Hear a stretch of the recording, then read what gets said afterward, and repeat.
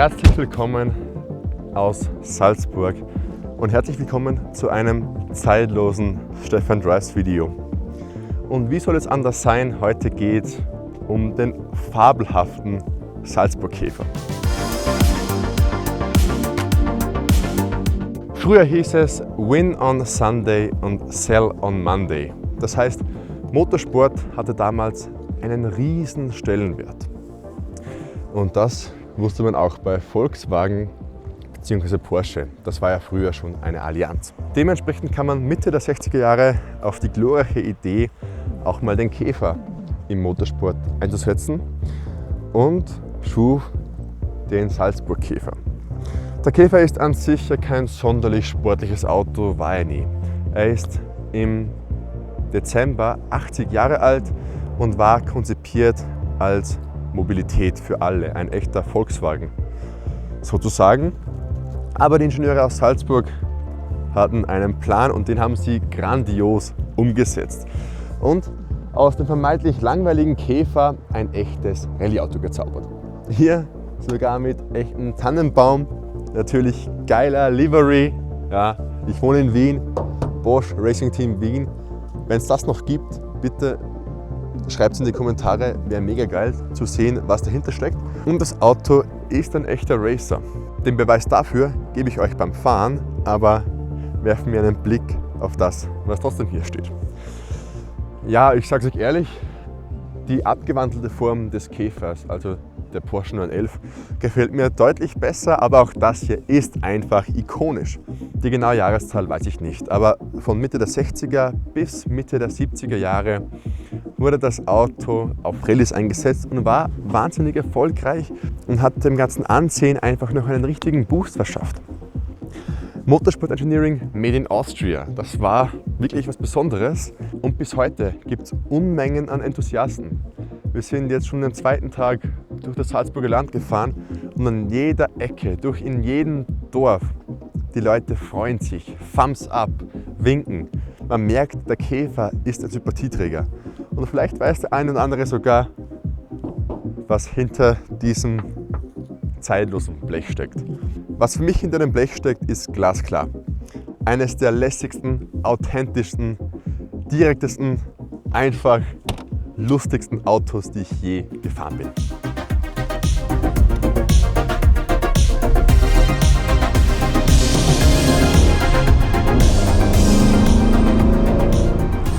Auch wenn ich hier in einem Replika sitze, der von der wirklich tollen VW Classic Abteilung neu aufgebaut wurde, sitze ich hier in einem waschechten Sportwagen, der die Gene seiner erfolgreichen Urahnen trägt.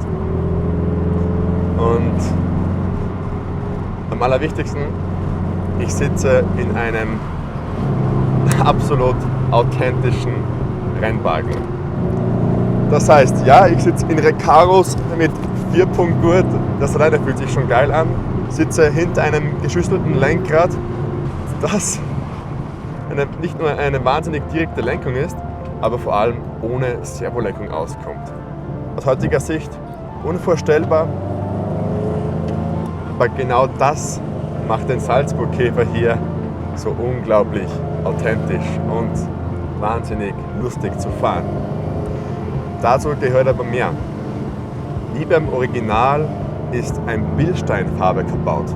Und das macht den Käfer, der an sich nicht als sonderlich sportliches Auto bekannt war, zur richtigen Rennmaschine. Ich habe es vorher gesagt, die Erfolge sprechen für sich. Die Porsche Motorsportabteilung oder die Porsche Österreich Motorsportabteilung hat damit in den 60er und 70er Jahren einiges gerissen und es wundert mich überhaupt nicht. Wie beim Original arbeitet auch hier hinter mir ein 1,6 Liter großer Vergaser-Boxermotor.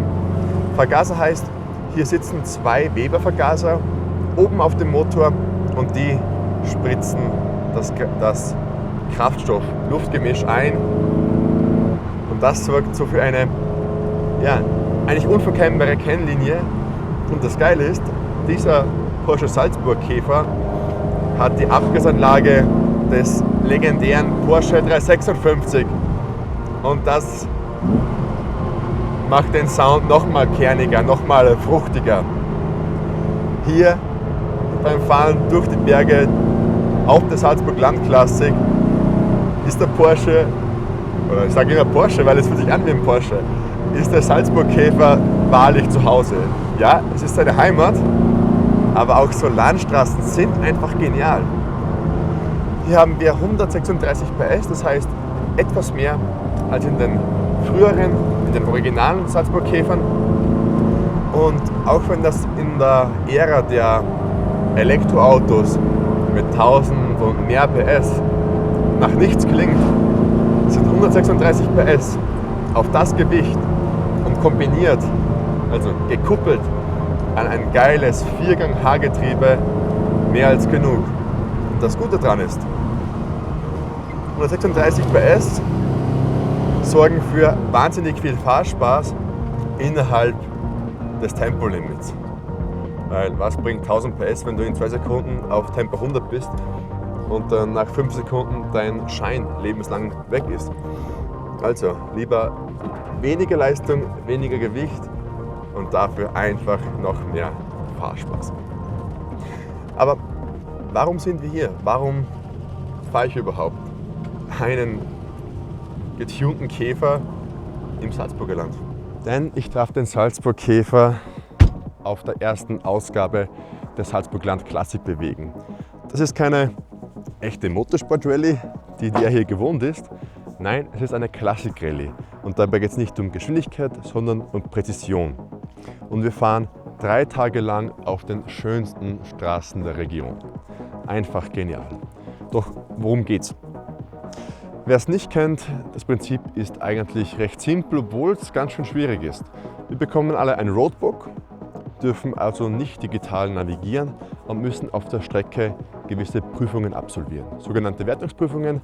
Und dabei durchfahren wir Streckenabschnitte, seien sie 100 Meter lang, 80 Meter lang oder 1 Kilometer lang oder was auch immer, in gewissen Zeiträumen. Das heißt 80 Meter in 7 Sekunden. Und dabei stoppen wir per Hand und wer am nächsten dran ist, auf die 100. Sekunde, der gewinnt.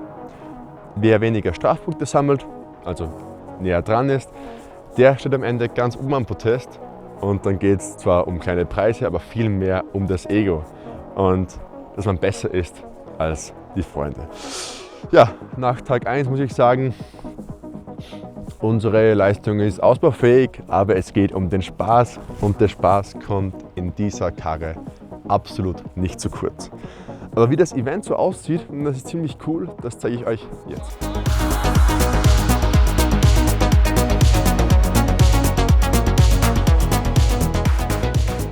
Und auch wenn wir die Salzburg Land Classic sicher nicht mehr gewinnen werden, ist es absolut egal. Denn so ein Event beinhaltet einfach viel Fahrzeit und dementsprechend viel Zeit im Salzburg Käfer.